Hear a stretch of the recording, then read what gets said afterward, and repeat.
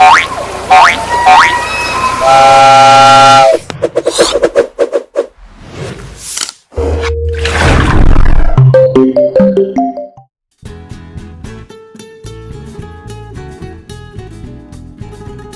மக்களே, எல்லாரும் எப்படி இருக்கீங்க? நான் உங்க வீட்டுக்கு பேசுறேன். நீங்க எல்லாரும் சூப்பரா இருப்பீங்க நம்புறேன். அதே மாதிரி நானும் சூப்பரா இருக்குங்க. லாஸ்ட் வீடியோல பாத்தீங்கன்னா நம்ம ராமேஸ்வரம் போயிருந்தோம். ராமேஸ்வரத்துக்கு அடுத்தது எங்க போறோம்னு சொல்லியிருந்தா கன்னியாகுமரி போறோம்னு சொல்லியிருந்தேன். இதுல போறது கன்னியாகுமரி. கிளம்பியாச்சுங்க சென்னையில இருந்து. ஏன்னா ஏன் சென்னையில இருந்து, ஏன்னா போன தடவை வீடியோ வந்து ராமேஸ்வரத்துல கிளம்புறேன்னா இப்பதான் சென்னையில இருந்து கிளம்புறேன் அப்படின்னு கேட்காதீங்க. இதுல வந்து பாத்தீங்கன்னா 2 வீடியோஸ் இருக்கு. ஒன்னு நான் தனியா போயிட்டு, அடுத்து வந்து என் ஃப்ரெண்ட்ஸா கேங்கா போய் எடுத்தேன் 2-3 வீடியோஸ். ஏன்னா ஒரு சில ஃபுட்டேஜஸ்ல என்கிட்ட இல்ல, மிஸ் ஆயிடுச்சு. அது இல்லாம நான் போன்ல தான் எடுத்தேன். ஸோ கிளாரிட்டி கொஞ்சம் கம்மியா இருக்கும். ஓகேங்களா? செக்இன் பண்ணியாச்சு, எல்லாம் பண்ணியாச்சு. நைட்டு சும்மா வெளியே போய் பார்க்கணும் அப்படின்ட்டு போயிட்டு சும்மா பீச் எல்லாம் நைட்டோட நானே ஃப்ரெண்ட்ஸ் எல்லாம் பார்த்தாங்க. அப்போ சூப்பரா லைட்னிங் எல்லாம் பண்ணி வச்சு பக்காவா இருந்தாங்க. அதுவும் ஒரு கிளாஸ் பீச் பார்க்கறதுக்கு சூப்பரா இருந்தது. அது ஒரு ஃபுட்டேஜ் தான் நீங்க பார்த்துட்டு இருக்கீங்க. அடுத்தது சன்ரைஸ் வீடியோ தனியா போறோம். ஏன்னா அதுவும் ஸ்பெஷலா இருக்கணும்ல, அதனால சன்ரைஸ் ஃபுட்டேஜ் எடுத்தாச்சு. அடுத்து அங்க போய் பாத்தீங்கன்னா இங்க ஒரு மேரி மாதா கோயில் இருக்கு, அதுக்கப்புறம் குமரி அன்னை கோயில் இருக்கு. அதோட வீடியோஸ் எல்லாம் பின்னாடி வந்துட்டே இருக்கும். நானும் மறுக்கா சொல்றேன். இதுல வந்து அந்த அளவுக்கு எக்ஸ்ப்ளோர் பண்ண மாதிரி இருக்காது. ஒரு ஃப்ரெண்ட்ஸோட போனா எப்படி இருக்குமோ அது மாதிரிதான் இருக்கும். இது பாத்தீங்கன்னா பேனோராமிக் ஷாட். அந்த சன்ரைஸ் பாக்குற இடத்துல ஒரு ஸ்டேஜ் மாதிரி செட்டப் பண்ணி வச்சிருந்தாங்க. ஒரு 4-10 படிக்கட்டு இருக்கும். அங்க பாத்தீங்கன்னா அங்கிருந்து எடுத்த ஷார்ட்ஸ். இது வந்து அது பக்கத்துல மண்டபம் ஒன்று இருந்தது. அந்த மண்டபம் அதெல்லாம் பாத்தீங்கன்னா ரொம்ப ஓல்டு, நல்லாவும் இருக்கு. இது வந்து காஞ்சி காமக்கோடி இருக்காங்கல்ல, அவங்க வந்து கட்டுறது. இதுவும் ஒரு மண்டபம் அங்க இருந்தது, நல்லாதான் இருக்கு. ஏர்லி மார்னிங் பார்ப்போம். இது வந்து காந்தி மண்டபம்னு சொல்லுவாங்க. அதாவது காந்தியோட அஸ்தி வந்து இந்த காந்தி மண்டபம் எது கட்டினாங்கன்னா, காந்தி இறந்தப்போ அவரோட அஸ்தி எடுத்துன்னு வந்து இந்த குறிப்பிட்ட இடத்துல வச்சு அதுக்கப்புறம் கரைச்சாங்க. அப்படின்றதுனால இந்த இடம் வந்து காந்தி மண்டபமா பின்னாடி கட்டி இப்போ வந்து காந்தி மண்டபம் வச்சுட்டு இருக்காங்க. அந்த அஸ்தி வச்ச இடமும் இருக்கு. அடுத்து நம்ம போட்டிங் போனோம். போட்டிங் போயிட்டு விவேகானந்த மண்டபமும் திருவள்ளுவர் சிலையை பார்க்கறதுக்கு நம்ம கிளம்பணும். நிறைய கூட்டங்க. அந்த கண்ணாடி பாலத்தை பாக்குறதுக்கு நிறைய பேர் வந்துட்டு இருந்தாங்க. நாங்களாம் கடைசியில லைன்ல நின்று ஒரேயா டிக்கெட்டை வாங்கி போயிட்டு பார்த்துட்டு வந்துட்டோம். ஆனா இதுல முக்கியமான விஷயம் நான் குறிப்பிட என்னன்னா, நாங்க டேரக்டா போய் வாங்கணும். டேரக்டா போய் டிக்கெட் வாங்குறப்போ வந்து லைன்ல நிக்க வேண்டியதா வந்து, அதே நீங்க ஆன்லைன்ல புக்கிங் பண்ணிட்டீங்கன்னா ஒரு குறிப்பிட்ட பார்ட் ஆஃப் த கியூ, அதாவது ஒரு கியூல வந்து ஒரு சில இடத்தெல்லாம் நம்ம தவிர்த்துட்டு போயிடலாம். ஏன்னா சீக்கிரமா கொஞ்சம் முன்னாடி போயிடலாம். இப்போ போறப்ப என்ன பண்றேன், ஆன்லைன்லயே புக்கிங் பண்ணிட்டு போயிடுங்க. எங்களுக்கு அங்க போனதான் தெரிஞ்சது ஆன்லைன் புக்கிங் டிக்கெட் இருக்கு அப்படின்ட்டு. ஸோ நம்ம போட்டிங் போனோம். அந்த போட்ல வந்து சூப்பரா இருந்தது. ஏன்னா அந்த அளவுக்கு வேவ்ஸ் கிரியேட் ஆச்சு. ஒரு புது அனுபவமா இருந்தது. ஏன்னா கடல்ல கப்பல போறதுக்கு எல்லாருக்கும் பிடிக்கும். ஏன்னா நம்ம ராமேஸ்வரத்துல அதை மிஸ் பண்ணோம். லாஸ்ட் வீடியோல சொல்லியிருப்பேன். ஸோ அதை ஃபுல்ஃபில் பண்ற மாதிரி தான் இந்த இன்சிடென்ட், இந்த நிகழ்வு நடந்தது. இன்னொரு விஷயம் என்னன்னா, தமிழக அரசோட பூம்புகை கப்பல் துறை வந்து பாத்தீங்கன்னா அவங்க தான் இதை வந்து போட்டிங் வந்து கண்டக்ட் பண்ணிட்டு இருக்காங்க. அதாவது கரையில இருந்து விவேகானந்த மண்டபத்துக்கும் திருவள்ளுவர் சிலைக்கும் இவங்க தான் கண்டக்ட் பண்ணிட்டு இருக்காங்க. சேஃப்டி மெஷர்மெண்ட்டும் நல்லா பண்ணிட்டு இருக்காங்க. யாரும் நிக்க கூடாது, இங்க அங்க ஓடக்கூடாது, லைஃப் ஜாக்கெட் கண்டிப்பா போட்டே இருக்கணும் அப்படின்னு நிறைய சேஃப்டி மெஷர்மெண்ட்ஸ் பண்ணிட்டு இருக்காங்க. கூடவும் ஆள் இருக்காங்க. இறங்குறப்போ பாதுகாப்பா கையை பிடிச்சி இறக்கி விடுறாங்க. ஏன்னா வந்து அந்த ஷிப்புக்கும் அந்த பக்கத்துல அந்த பிளாட்ஃபார்முக்கும் கொஞ்சம் கேப் இருக்கும். ஏன்னா ஷிப்பு மூவ்மெண்ட்லேயே இருக்கும். ஸோ அப்படி இருக்கிறப்ப பார்த்து இறங்கணுன்றதுக்காக சேஃப்டி மெஷர்மெண்ட் நிறைய கொடுத்துட்டு இருக்காங்க. எல்லாருக்கும் போட்டிங் போனதா லைஃப் ஜாக்கெட் கொடுத்துட்டாங்க. வந்தாச்சு விவேகானந்த மண்டபம் ஒரு ஸ்டாப்பு. அங்க இருந்து கனெக்டிங் வந்து பாத்தீங்கன்னா திருவள்ளுவர் சிலை. ஸோ விவேகானந்த மண்டபம் வந்தாச்சு. இப்போ லைஃப் ஜாக்கெட்லாம் போட்டுட்டு டக்குன்னு நம்மளோட டிக்கெட் எடுத்து, டிக்கெட் வந்து 30 ரூபான்னு நினைக்கிறேன். ஆமா, விவேகானந்த மண்டபத்தில் நம்ம தனியாக டிக்கெட் எடுக்கணும். எடுத்துட்டு மேலே போயிட்டு சுத்தி பார்க்க வேண்டியதுதான். ரொம்ப கஷ்டங்க. ஒரு இந்த ஷிப் ஆப்ரேட் பண்றதா இருக்கட்டும், அது கரெக்டா அந்த பிளேஸ்ல கொண்டு வந்து நிக்கிறதா இருக்கட்டும், ரொம்ப கஷ்டம். ஏன்னா சப்போஸ் இப்போ வந்து சி வேவ்ஸ் அலை வந்து அதிகமாயிடுச்சுன்னா அவங்களுக்கு ரொம்ப கஷ்டமா போயிடும். இதுதான் பாத்தீங்கன்னா லைஃப் ஜாக்கெட் போடுறதுக்கு இரும்பால செஞ்ச ஒரு தொட்டி மாதிரி இருக்கும். அதுல எல்லாரும் வந்து இப்போ லைஃப் ஜாக்கெட் போட்டுட்டு மேலே போயிட்டு டிக்கெட் கவுண்டர்ல டிக்கெட்டு, அந்த ஸ்லிப்பரோட இடத்துல ஸ்லிப்பர்லாம் விட்டுட்டு விவேகானந்த மண்டபம் தாங்க போய் பார்க்க போறோம். விவேகானந்த மண்டபம் எதுக்கு கட்டினாங்கன்னு பாத்தீங்கன்னா 1892 24, 25, 26 டிசம்பர்ல விவேகானந்தர் வந்து இங்க வந்து ஒரு விசிட் பண்ணியிருந்தாரு. அப்போ அந்த ஸ்ரீபாத பாறைன்னு ஒண்ணு இருக்கு பாத்தீங்கன்னா, அந்த ஸ்ரீபாத பாறை எதுக்கு ஃபேமஸ் அப்படின்னு பாத்தீங்கன்னா, பார்வதி தேவி வந்து சிவனை நோக்கி தவம் இருந்தாங்க. அதனால அவங்களோட ஃபுட் பிரிண்ட் ஒண்ணு அங்க இருக்கும். அது அங்க போய் பார்க்கலாம். ஓகேங்களா? ஸ்ரீபாத பாறைன்னு ஒண்ணு தனியா வழி போட்டு வச்சிருப்பாங்க. அதுக்கு எதிராக விவேகானந்தர் மண்டபம் இருக்கு. ஓகேங்களா. அதுக்கப்புறம் வந்து 1893 சிகாகோல வந்து விவேகானந்தா போய் பேசினார். இந்த விசிட்லாம் வந்து அவர் பண்ண விசிட்டா இருக்கட்டும், அந்த மெமரிஸா இருக்கட்டும், அதுக்கப்புறம் அந்த அவர் என்லைட் ஆனது, அந்த ஞானம் பெற்றதுனாலையும் மெடிடேஷன் பண்ணதுனாலையும் இது வந்து ஒரு முக்கியமான பிளேஸா மாத்தணும் அப்படின்ட்டு ஏக்நாதன் ஒருவர் வந்து முயற்சி எடுத்தாரு. அதாவது கன்னியாகுமரி கமிட்டியும் சென்னையில இருக்க ராமகிருஷ்ண மிஷனும் சேர்ந்துதான் இந்த மண்டபம் வந்து கட்டினாங்க அப்போ இருந்த சிஎம் பீரியட்ல. ஓகேங்களா. இதோட விசிட்டிங் டைம் பாத்தீங்கன்னா 8 AM இருந்து 4 PM வரையும் தான் விசிட்டிங் பீரியட். அது உள்ள போய் பாத்தீங்கன்னா விவேகானந்தரோட வெண்கல சிலை ஒன்று இருக்கும், பெரிய வெண்கல சிலை. அதுக்கப்புறம் லைப்ரரி இருக்கு, மெடிடேஷன் ரூம் இருக்கு, ரெஸ்ட் ரூம் இருக்கு, ஏன்னா வாட்டர் ஃபெசிலிட்டி வச்சிருக்காங்க. கொஞ்சம் பீஸ்ஃபுல்லாக மெடிடேஷன் பண்ணலாங்க. உள்ள சூப்பராக இருக்கும், சைலண்டாக இருக்கும், கிரானைட் ஒர்க்கும் நிறைய இருக்கும். இதுதான் ஸ்ரீபாத பாறை. இங்கே தான் குமரி அன்னை அவங்களோட பாதம் ஃபுட் பிரிண்ட் இருக்கு. இப்போ கன்ஸ்ட்ரக்ட் பண்ண பிரிட்ஜும் இங்கே தான் இருக்கு. இதுக்கு முன்னாடி பார்த்தீங்கன்னா விவேகானந்த மண்டபத்துக்கும் திருவள்ளுவர் சிலைக்கும் போட்டிங் ஃபெசிலிட்டி இருந்தது. அது கொஞ்சம் காஸ்ட் கட்டிங் அதிகமாக இருந்தது. இங்கே அதிகமாக இருக்குன்னா கவர்மெண்ட்டுக்கு வந்து பார்த்தீங்கன்னா இங்கேருந்து அங்கே போகணும், திருப்பி இங்கேருந்து போட் ஸ்டார்ட் பண்ணி அங்கே போகணும். அதுவும் இல்லாமல் இது ஒரு பிரிட்ஜாக கொண்டு வரலான்ட்டு பிரிட்ஜை வந்து கன்ஸ்ட்ரக்ட் பண்ணாங்க. பட் யூஸ்ஃபுல்லாக இருக்குது. ஏன்னா வந்து இப்போ இந்தியாவிலேயே ஃபர்ஸ்ட் கிளாஸ் பிரிட்ஜ் நம்ம தமிழ்நாட்டில் தான் இருக்குது, சொல்லிக்க பெருமையாக தான் இருக்குது. போய் பார்த்தீங்கன்னா சூப்பராக இருக்குது. எல்லாரும் கண்டிப்பாக போய் பாருங்க. அந்த வியூ பார்த்தீங்கன்னா அவ்வளோ அழகாக இருக்கும்.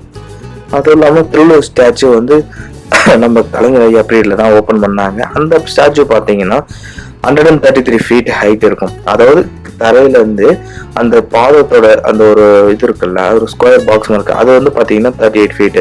அப்புறம் அந்த பாதத்துல இருந்து திருவள்ளுவர் ஹெட் வரையும் பாத்தீங்கன்னா 95 feet. மொத்தம் பாத்தீங்கன்னா 133 feet. அதாவது திருவள்ளுவர் இருக்க மொத்த அதிகாரத்தை அந்த அந்த அத்தனை அடியில வச்சு செஞ்சிருக்காங்க. இதுதான் அந்த கண்ணாடி பாலம். இது வந்து பாத்தீங்கன்னா விவேகானந்த மண்டபம், ஸ்ரீபாத பாலம். நாங்க போன அன்னைக்கு ரிபப்ளிக் டேவோட நடந்துட்டு இருந்தது. ரிபப்ளிக் டேவோட ஃபங்க்ஷன் வந்து நேவி அந்த சோல்ஜர்ஸ் வந்து அங்க பண்ணிட்டு இருந்தாங்க. நீங்க இதுக்கப்புறம் அந்த வீடியோஸ்ல பார்ப்பீங்க, சூப்பரா இருக்கும். ஏன்னா ஒவ்வொருத்தரும் இந்தியாவோட பிளாக் எடுத்துட்டு ஒரு ப்ரைடா ஒரு வாக்கு, ஒரு சல்யூட்டு, அங்க இருக்க நேவி பர்சன்ஸுக்கு வந்து ஒரு விஷா இருக்கட்டும், நானும் உங்க கூட போட்டோ எடுக்கணும் வாங்க அப்படின்ட்டு அவங்கள கூப்பிட்டு இவங்களை எல்லாம் வரவங்க எல்லாருமே அங்க போட்டோ எடுத்துக்கிட்டாங்க. அந்த ஈவெண்ட்லாம் ரொம்ப அழகா நல்லாவும் இருந்தது. அங்க வந்து ஸ்ரீபாத பாறையில வந்து பாத்தீங்கன்னா ஒருத்தர் வந்து அந்த சிலம்பை வச்சு பண்ணிட்டு இருந்தாரு. அது அந்த ஈவெண்ட் நல்லா இருந்தது. ஏன்னா சிலம்பாட்டம் பண்றவங்க வந்து பாத்தீங்கன்னா அங்க 2-3 பசங்க பண்ணிட்டு இருந்தாங்க. ஸோ அதையும் ஒரு ஃபுட்டேஜ் வந்து கவர் பண்ணும். என்னை பொறுத்தவரை நீங்க டிராவல் பண்றது பாத்தீங்கன்னா எதுவுமே ப்ரீ பிளான் பண்ணாதீங்க. நீங்க ஃபேமிலியா போறப்போ பிளான் பண்ணி தான் போகணும், அது தவிர்க்க முடியாத விஷயம். ஆனா நம்ம தனியா போறப்போ பாத்தீங்கன்னா நம்ம வந்து அந்த வேலையை விட்டுறணும். அந்த வேலையை விட்டு நம்ம எக்ஸ்ப்ளோர் பண்ணி பார்க்கணும்.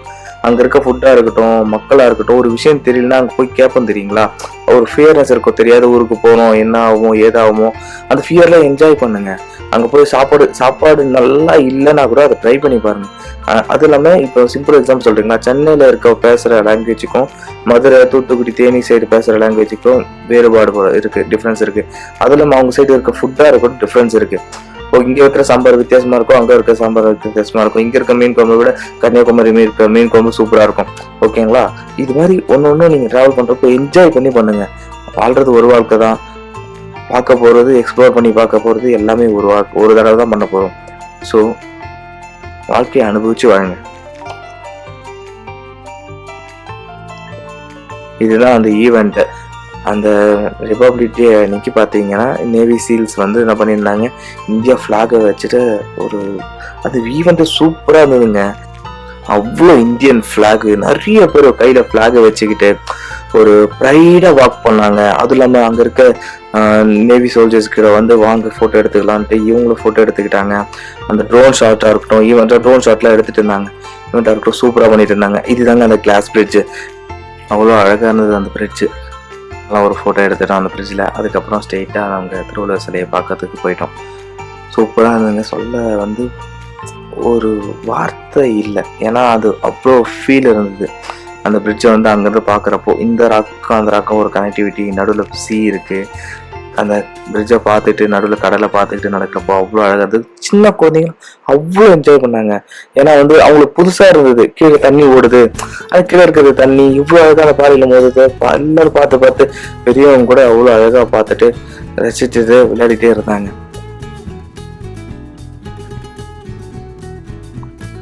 அவன் தாங்க திருவள்ளூர் ஸ்டாச்சு உள்ளே போயாச்சு. ஏன்னா அதில் வந்து பார்த்தீங்கன்னா திருவள்ளூர் அந்த பிரிட்ஜோட ஸ்டார்டிங்லேருந்து திருவள்ளூர் பாதை இருக்குல்ல, அது வரையும் பார்த்தீங்கன்னா 140 ஸ்டெப்ஸ் வச்சுருக்காங்க. 140 ஸ்டெப்ஸ் தலையிலேருந்து அந்த பாதை வரையும் பார்த்தீங்கன்னாவே 38 அடி. ஓகேங்களா? அந்த பாதத்துலேருந்து தலை வரையும் பார்த்தீங்கன்னா 95 அடி. எவ்வளோ அழகாக இருக்குல்ல. ஒரு ஸ்டோன்ல வந்து இப்படியும் பண்ண முடியுமா அப்படின்ட்டு ஆச்சரியமா இருக்கு. அந்த பூ டிசைன்லாம் பார்த்தீங்கன்னா எவ்வளோ அழகா இருக்கு. இன்னைக்கு தேதி வரையும் இந்த ஸ்கல்ப்சர்ஸ் எவ்வளோ அழகா இருக்கு பாருங்க. இந்த டேமேஜ் இல்லை, ஸ்டோன் மாதிரி தெரியல பாருங்களேன். இதுவும் மெட்டல் ஷீட் எடுத்து போட்ட மாதிரி இருக்கு, ஆனா அவ்வளோ ஸ்டோன்ஸ்.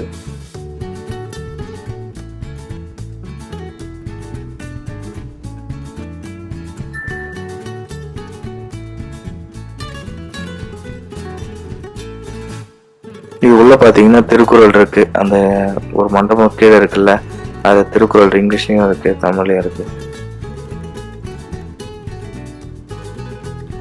கண்டிப்பா போய் பார்க்க வேண்டிய இடம் கன்னியாகுமரி. எவ்வளோ போறோம், எல்லா இடத்துக்கும் போய் பார்க்கறோம். இந்த இடத்துக்கும் நம்ம ஃபேமிலியா போயிட்டு நம்ம குழந்தைங்களோட என்ஜாய் பண்ணி பாருங்க. ஒரு விஷயம் புதுசா இருக்கும், அவங்களுக்கும் புதுசா இருக்கும். நம்ம வெளியே போய் பார்க்குறப்போ ஃபேமிலியோட இருக்கிற மூமெண்ட் வந்து திருப்பி ரீக்ரியேட் பண்ண முடியாது. அந்த மூமெண்ட் நம்ம அனுபவிச்சுட்டா அதை உணர்ந்து பார்க்கலாம். உணர்ந்து பார்ப்போம் எப்படின்னா, அடுத்த ஒரு 10 வருஷம் கழிச்சு நான் இங்கே பார்த்தேன் அந்த ஃபீல் பண்ணி பார்க்கலாம். அந்த மூமெண்ட் வந்து கண்ட தண்ணீர் வரைய இருக்கும், அந்த அளவுக்கு இருக்கும்.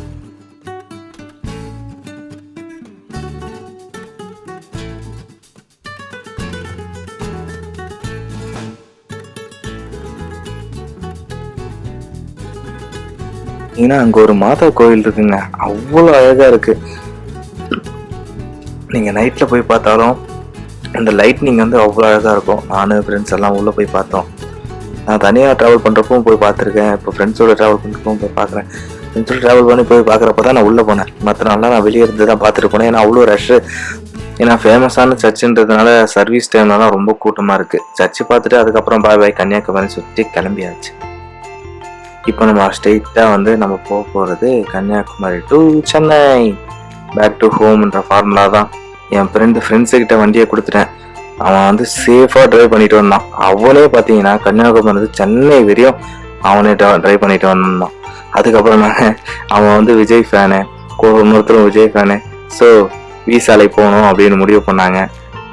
ரிட்டர்ன் போகிறப்பெல்லாம் விஜய் சாங்கு தான் இருந்தது காரில். இப்போ அதை போட்டால் காப்பிரைட் வரும், போட முடியாது. ஸ்ட்ரெயிட்டாக விட்டாங்க வண்டியை வீசாலைக்கு. அந்த வீசாலையில் வந்து அந்த ஃப்ளாக் இருக்குல்ல, சரி அந்த ஃப்ளாக் போட்டு ஃபோட்டோ எடுத்துகிட்டு வருவோம் அப்படின்ட்டு கிளம்பியாச்சு வீசாலைக்கு. இன்னும் கொஞ்சம் தூரத்தில் நம்ம வந்து வீசாலை ரீச் ஆக போகிறோம். ஏன்னா மேப்பில் அந்த லொக்கேஷன்ஸ் எக்ஸாக்டாக தெரியல, அதுக்கப்புறம் தான் தெரிஞ்சது. தோங்க வந்தாச்சு. அவ்வளவு எக்ஸைட்மெண்ட் ஆயிட்டானுங்க அந்த 2 பேரும்.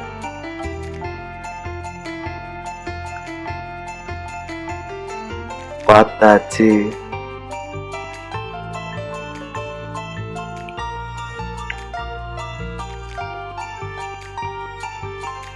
நிஜமா சொல்றேன், ஒரு விஷயமும் நம்ம நேர்ல பாக்குறப்பதான் அந்த ஃபீல் நல்லா இருக்கு.